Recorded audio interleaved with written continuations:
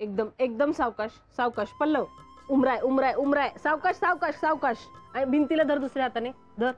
Support घे. हा सावकाश एकदम सावकाश चाल. काही गडबड नाही आपल्याला. ओके हळू. हा त्या हाताने धर पाळणा. हा धर धर. सावकाश सावकाश बस. सावकाश रे. गडबड नको करूस पल्लव. हा सरक आता मागे सरक असाच. थांब घाई करू नको. सावकाश ठेव पाय. आणि हा हा एकदम सावकाश. हळू हळू. हा मस्त वाटतंय. असं वाटतंय की कसं सांगता नाही येत तरी मस्त वाटतंय. आई हा ती बरी निवाची गच्ची. त्या गच्चीच्या टाकीवरूनच मी पडलो. मला माहितीये बाळा. तिथे बघितलं तरी माझा पाय दुखतो. असं काही नाहीये पल्लव. तुला तसं वाटतं. तुझ्या मनात भीती बसली ना आता त्या सगळ्याची. काय करायचं माहिती का पल्लव. आपण आपल्या मनाला सांगायचं की जरी तू पडलेला असलास तरी आता आपण पायाला प्लॅस्टर घातलं की नाही आणि औषध गोळ्या पण वेळेवर घेतो की नाही. तर तू सांगत राहायचंस मनाला की आता हळूहळू तुझा पाय बरा होतोय. मोठ्यांदा का मनात मनात म्हण.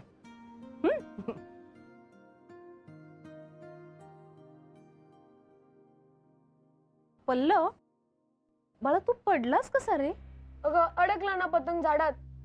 किती उंच गेला होता माहितीये तुला. आणि मी मध्येच बाजूला गेलो तर अडकला पतंग झाडात. मी काकूला हाक मारली. अरे तुझ्या बरोबर तर आधी काका होता ना. नाही काही. मी तर काकूलाच घेऊन गेलो होतो. आधी काका पडल्यानंतर आला. काय तू पडलास तेव्हा काकू होती तुझ्या बरोबर. आधी काका नव्हता. पल्लव तू सांगितलं नाहीस मला हे. तू विचारलंस कुठे. बाबांनी विचारलं तेव्हा मी त्यांना सांगितलं. बाबा बोले तिकडे नवी काकू होती ते कोणाला सांगू नकोस. तुला सांगितलं तर चालतं ना. ए ती बा आली काकू.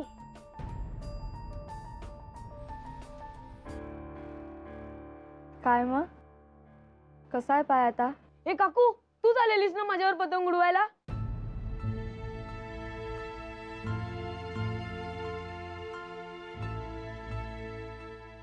हो मीच आले होते. त्या दिवशी मी कळलंय मला सगळं.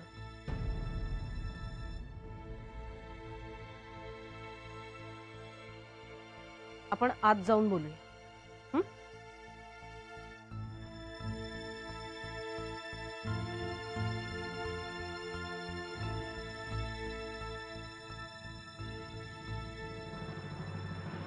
काय काय निघालंय. नाना माई जरा बोलू का. बोल ना. म्हणजे मला विजया अगं काय झालं तुला. सांग ना काय ते. बघ विजया आपल्याकडे काय नियम आहे. सगळ्या गोष्टी एकमेकांना सांगायच्या हो की नाही. आपल्याकडे हा नियम आहे ना. सगळ्या गोष्टी सगळ्यांना सांगितल्या जातात. कुणीही कुणाशीही खोटं बोलत नाही. कुणीही कुणापासून काहीही लपवत नाही हेच समजत होते मी. झाली आपल्याकडून एखादी चूक तर खुलेपणानं ती मान्य केली जाते. मी ह्या घरात आल्यापासून हेच पाहतेय नाना. मग अजूनही तसंच आहे. त्याला छेद देणारं काही घडलंय असं मला तरी वाटत नाही. काय काय असं बोलतेस तू. विजया काय ते स्पष्ट सांग बघू. माझ्यापासून एक मोठं सत्य का लपवण्यात आलंय नाना. सत्य लपवलंय. कोणतं. पल्लव मेघनाला घेऊन गच्चीत पतंग उडवायला गेला होता आणि ती फोनवर बोलत असताना पडला तो. सगळ्यांना माहित होतं ना नाना हे. सगळ्यांना. अगं पण पल्लवला आदित्य घेऊन खाली आला की नाही. म्हणजे आदी आणि मेघना दोघेही वर होते ना. तसं नाही झालेलं नाना. मेघना एकटीच होती पल्लव बरोबर पतंग उडवताना आणि ती फोनवर बोलण्यात गुंग होती तो पडला तेव्हा. त्याच्यानंतर आदित्य तिथे गेला आणि तो पल्लवला खाली घेऊन आला.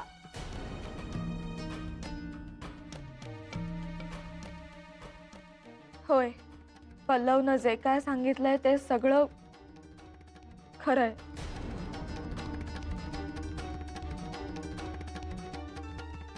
मी पल्लवकडे लक्ष ठेवून होते, पण पण फोन आल्यावर क्षणभरासाठी माझं त्याच्याकडे दुर्लक्ष झालं आणि तो पडला.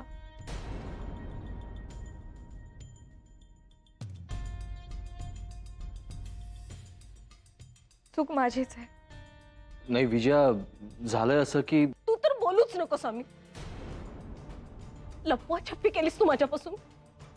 काय गरज होती रे? पल्लवला जर खरंच काही झालं असतं तर कोण जबाबदार होता? आम्ही. विजया, कशासाठी कव्हरअप करत होतास तू? कव्हरअप मी केलंय, अमित दादाने नाही.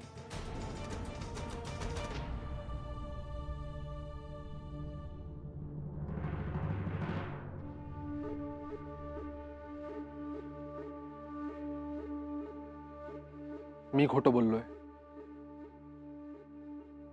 विजय, आय एम रिअली सॉरी. पण इंटेन्शनली काही झालेलं नाहीये. अरे पण होय, होऊ शकलं असतं. आणि मी देवाचे आभार मानतो की पल्लव सुखरूप आहे. नाना, माई, विजयने जे काही सांगितलं ते सगळं खरं आहे. पण मेघनाला मीच पाठीशी घातलं आणि तिलाही ते आवडलेलं नाहीये. ती खूप बोलली मला त्याच्यावरून. पण त्यावेळी मला जे जे सुचलं, जे वाटलं ते मी केलं. अरे पण मला एक कळत नाही आदित्य, मेघनाची चूक झाली म्हणून आम्ही काय तिला सगळे एकदम फाडून खाणार होतो का? असं कसं वाटलं रे तुला? आणि हे बघ आदित्य, आपल्या घरात सगळ्यांचा सगळ्यांवर हक्क आहे आणि तो प्रेमाचा आहे, विश्वासाचा आहे. हा मुलगा, हा जावई, ही आपली मुलगी, ही सून, मुलगा मुलगी असा भेदभाव आम्ही कधीच केला नाही आणि कधी होऊही देणार नाही. मी आणि नाना नेहमीच एकत्र चाललो, नेहमीच. आणि असं असतानाही घरातल्याच माणसांपासून मेघनाला प्रोटेक्ट करावं असं तुला का वाटलं? ही विचार करण्यासारखी गोष्ट आहे. नाही, एक प्रकारे आम्हा सगळ्यांवर तू अविश्वास दाखवलायस आदित्य.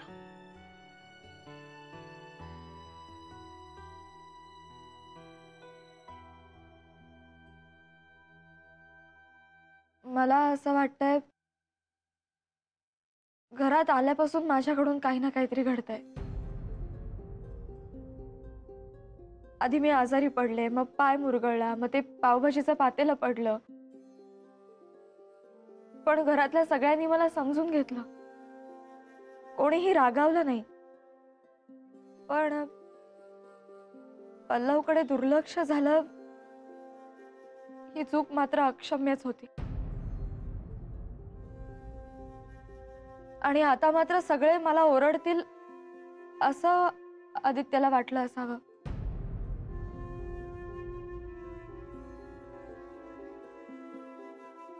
त्यामुळे त्यानं बट येस, माझ्याकडून चूक झाली आणि ती मला मान्य आहे. मला काही कोणाला आरोपीच्या पिंजऱ्यात उभं करून शिक्षा करायची नाहीये. म्हणजे चूक कोणाकडूनही होऊ शकते आणि जे घडायचं असतं ते घडतंच. वाईट फक्त एकाच गोष्टीचं वाटतं की ही एवढी मोठी घटना माझ्यापासून लपवून ठेवण्यात आली. विजया, जरा ऐकशील का बा?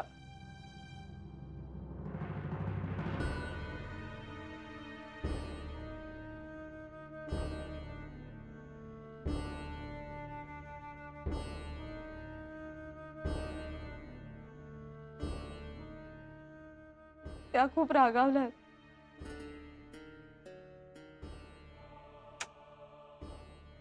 मी स्वतःहून सांगायला हवं होतं. आदित्य, मेघनाला आत घेऊन जा.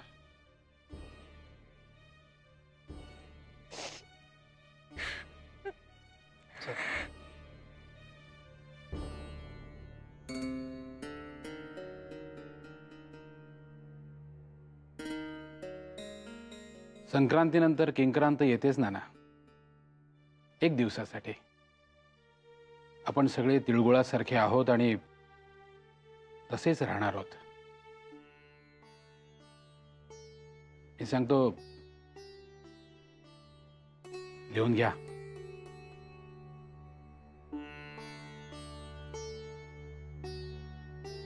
आलोच मी.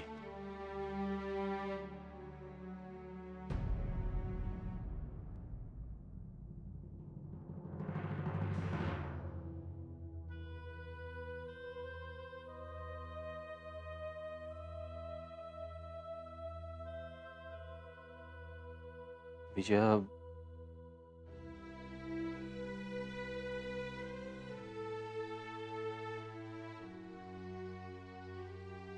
विजय तू उगाच गैरसमज करून घेऊ नकोस. उगाच गैरसमज? उगाच गैरसमज कसा अमित? तू तर पल्लवला स्पष्ट सांगितलं होतंस ना की कुणाला सांगू नकोस म्हणून. ते मी अगदी सहज म्हणालो होतो. ती मुलगी या घरामध्ये आल्यापासून तिच्या हातून सतत काही ना काहीतरी चुका घडतायत. तिला तिला बरंही नव्हतं म्हणून म्हटलं मी उगाच कोणालाही न कळलेलं बरं.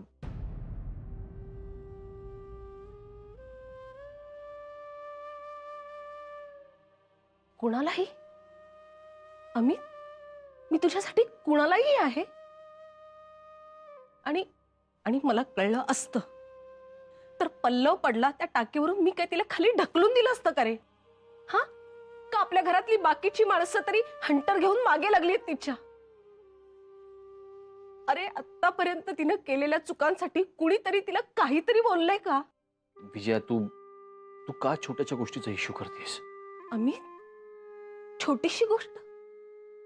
पल्लवला फ्रॅक्चर झालंय अमित, आणि काहीही होऊ शकलं असतं. कळतंय का तुला? तू कुठून कुठे जातेस विजया? कुठून कुठेही नाही जाते अमित.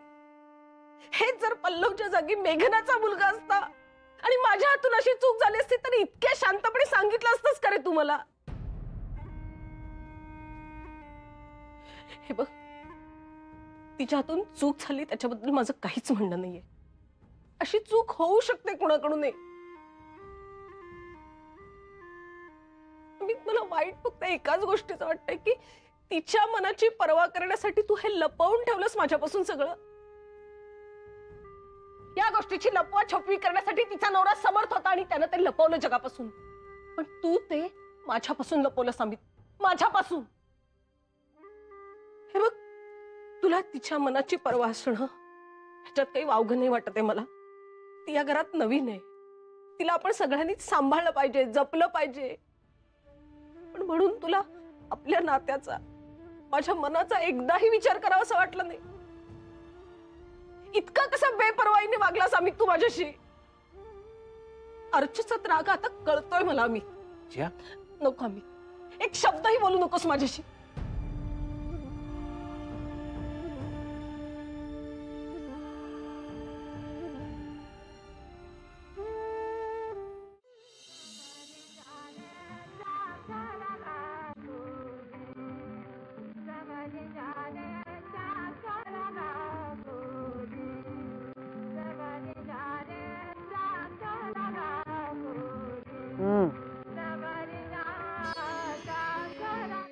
घ्या.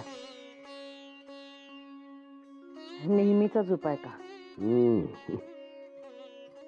अशा वेळी एखादं भजन ऐकलं ना की शांत वाटतं बघ. खरंय, गेले 2 दिवस काहीतरी भलतच चालू आहे ना आपल्या घरात. आपल्या घराला अशा वातावरणाची सवयच नाहीये हो. आधी अर्चूचा स्फोट झाला, पाठोपाठ विजयाचा. घरातली सगळीच यंत्र अशी एकदम कशी बेसूर झाली का संजीवनी? सगळ्या पार्ट्सचं प्रॉपर ट्युनिंग करायला हवंय. खरंय, पण तसा विचार केला ना तर दोन्ही पोरींचं बरोबर आहे हो म्हणणं. म्हणून तर जास्त अस्वस्थ वाटतंय मला. आणि मग प्रश्नाच्या तळाशी जाण्याचा प्रयत्न केला की उगीच एक शंका मनाला साठून जाते. कोणती?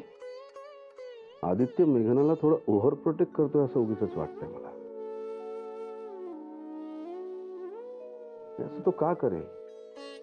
मलाही जाणवतंय हो. आणि मेघना सुद्धा ना घरात कुठल्या तरी दडपणाखाली वावरते.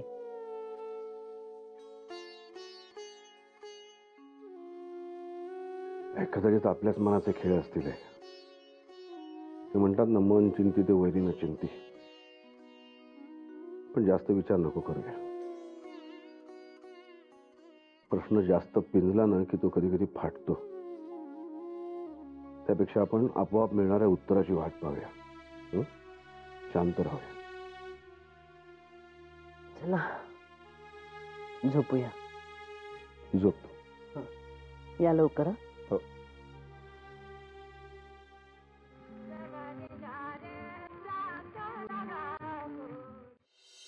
पल्लव, आता तो गेम जरा बाजूला ठेवा आणि खाऊन घे बरं पटपट. कळतंय का तुला मी काय सांगते ते? तुला काय वाटतं रे, मी तुला का खाऊ घालते? तुला हाताने खाता येत नाही म्हणून नाही, काही अंगावर सांडू नयेस म्हणून घालते. पण तुझं काही ते गेम खेळणं थांबत नाहीये. कळतंय का तुला? पल्लव, तुला कळतंय का मी काय सांगतेय? अरे तो ठेव बाजूला आणि खाऊन घे बाबा पटपट.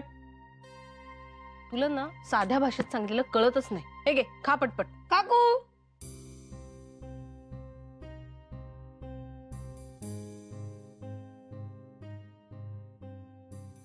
आई तू काकूशी गट्टी करून टाक ना. पल्लव, तुला कोणी सांगितलं आमच्यामध्ये कट्टी येते? सांगायला कशाला पाहिजे, मी ऐकलंय ना मगाशी. तू उठून आला होतास का? नाही ग, तुम्ही सगळे किती मोठ्याने बोलत होता, आलं मला ऐकू.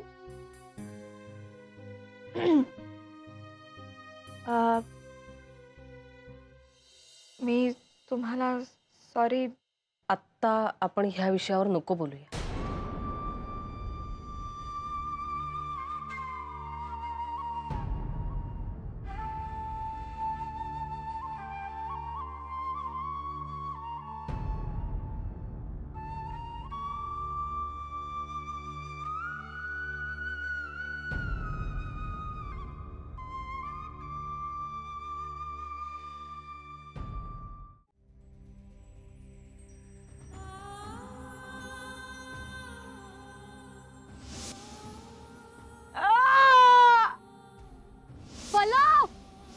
ही मेघना जेव्हापासून या घरात आली आहे ना, तेव्हापासून चालू आहे सगळं तुमचं. मी तुम्हाला सॉरी.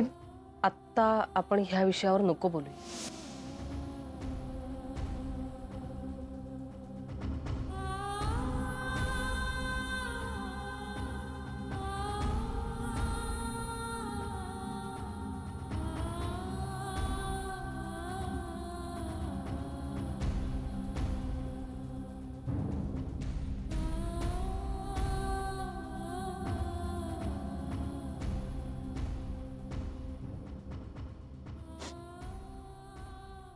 थँक्यू. सांग आता, काय झालं? विजया पुन्हा काही बोलली का तुला?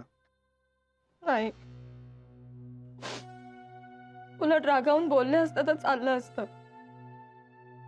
मी गेले होते आता त्यांच्या खोलीत सॉरी म्हणायला.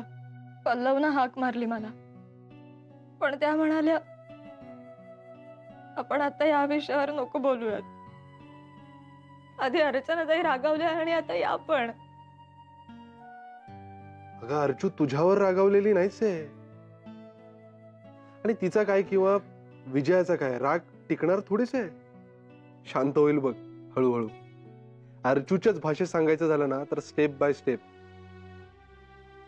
पण माझ्या मनात चाल राहीलच ना की माझ्यामुळे घरातलं वातावरण बिघडलं. हे बघ मेघना, झालेली चूक आपण सुधारू तर नाही शकत. आपण जी काही चूक झाली ती पुन्हा होणार नाही याची काळजी मात्र आपण नक्कीच घेऊ शकतो, है ना? कसं काय दुर्लक्ष झालं रे माझं. बाबांचा फोन आला आणि काय झालं? बाबांनी खूप प्रेशर आणलंय माझ्यावर. त्याच विषयी बोलत होते ते त्या दिवशी फोनवर. खरं तर त्यामुळे माझं लक्ष विचलित झालं आणि पल्लव पडला. मेघना बस आता, तू अजिबात टेन्शन घेऊ नकोस. अगं उलट जे काही झालं ते बरं झालं की एकदाच सगळं सगळ्यांसमोर क्लिअर झालं. ते लपवण्याची टोचणी तर गेली ना मनातून. खरंय. मग संक्रांतीच्या दिवशी तू खूप सावरून घेतलंस मला, पण आधी मी तुझ्याशी जे रूडली बोलले त्याबद्दल सॉरी म्हणण्याची संधी मात्र दिली नाहीस. Sorry and thanks for everything.